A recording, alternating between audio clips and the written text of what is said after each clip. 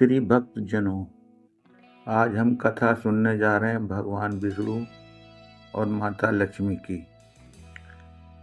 धर्म ग्रंथों के अनुसार जब जब सृष्टि में असंतुलन बढ़ा, तब तब भगवान विष्णु ने सृष्टि की रक्षा का भार संभाला।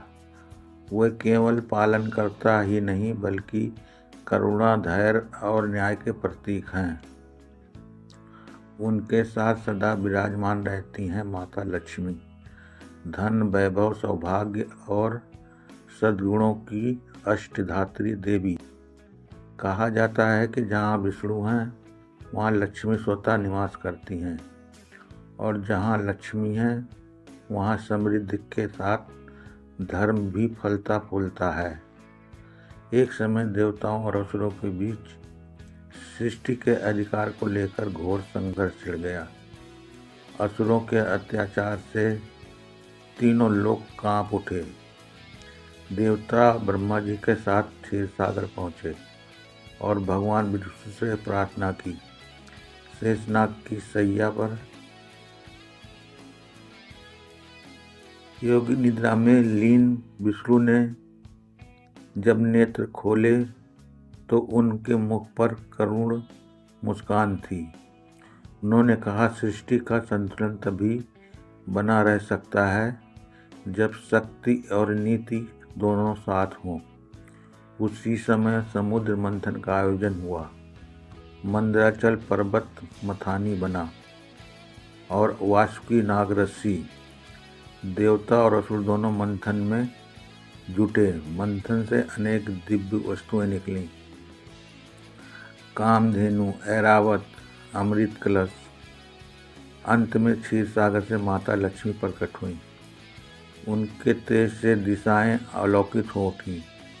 माता ने वरमाला लेकर भगवान विष्णु को अपनी स्वामी चुना। तभी से वे लक्ष्मी नारायण कहलाए। माता लक्ष्मी ने देवताओं का आशीर्वाद दिया कि जो व्यक्ति धर्मपूर्वक कर्म करेगा उसके जीवन में कभी अभाव नहीं रहेगा। वही भगवान विष्णु ने स्पष्ट किया कि धन तभी शुभ होता है जब वो सेवा, दया और लोक कल्याण में लगे।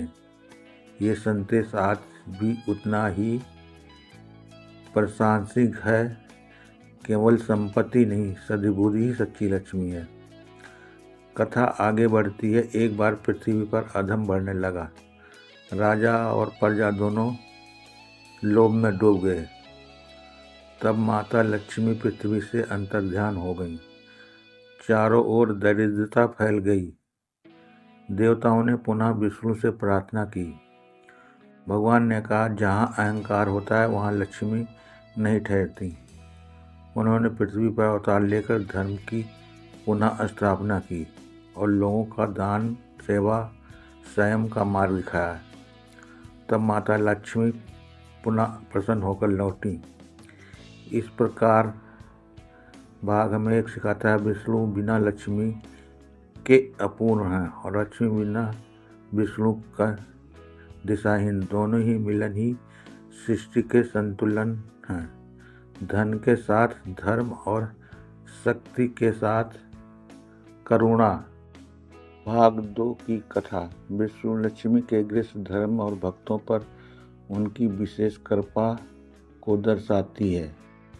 वैकुंठ लोक में दोनों सदा भक्तों की रक्षा और कल्याण के लिए चिंतन करते रहते हैं। कहा जाता है कि वैकुंठ में न दुख है न भय, केवल शांति और आनंद है। एक बार नारद मुनि वैकुंठ पहुँचे।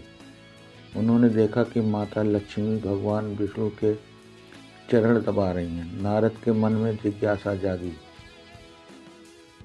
हे प्रभु, आप तो त्रिलोकीनाथ हैं, फिर भी माता लक्ष्मी स्वयं आपकी सेवा करती हैं। विष्णु भगवान मुस्कुराए और बोले, नारद, यही सच्चा प्रेम है। जहाँ अहंकार नहीं वहीं सेवा है। नारद मुनि ने यह कथा पृथ्वी पर सुनाई। एक निर्धन ब्राह्मण ने यह कथा सुनी और संकल्प लिया कि वो जीवन भर सत्य और सेवा के मार्ग पर चलेगा। समय बीतता गया, ब्राह्मण निर्धन ही रहा, पर उसकी मन सदा प्रसन्न रहता। एक रात माता लक्ष्मणी स्वप्न में दर्शन दिए और कहा, तुम्हारे पास धन भले ही न हो, पर तुम्हारे पास धर्म है, यही तुम्हारी सबसे बड़ी संपत्ति है। अगले ही दिन उसके जीवन में आवश्यक साधन स्वयं आने लगे। इस प्रकार एक अहंकारी राजा था जिसके पास अपार धन था, पर दया नहीं। उसने एक साधु का अपमान किया। उसी क्षण उसके राज्य में अकाल पड़ गया। भयभीत होकर राजा ने भगवान विष्णु की शरण ली। उसने पश्चाताप किया और ध्यान धर्म शुरू किया। तब माता लक्ष्मी पुनः उसके राज्य में लौटी। ये कथा स्पष्ट करती है कि लक्ष्मी स्थायी नहीं, वो सदाचार से बंधी हैं। वहीं विष्णु लक्ष्मी की ये लीला हमें गृहस्थ जीवन को भी आदर्श देती है। संतुलन, सम्मान और परस्पर सहयोग जीवन में यदि विष्णु यानी विवेक है और लॉर्ड लक्ष्मी यानी साधन, तो जीवन सुखमय बनता है।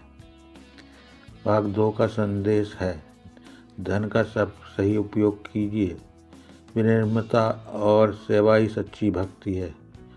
जो व्यक्ति इस मार्ग पर चलता है उस पर विष्णु लक्ष्मी की कृपा सदैव बनी रहती थी।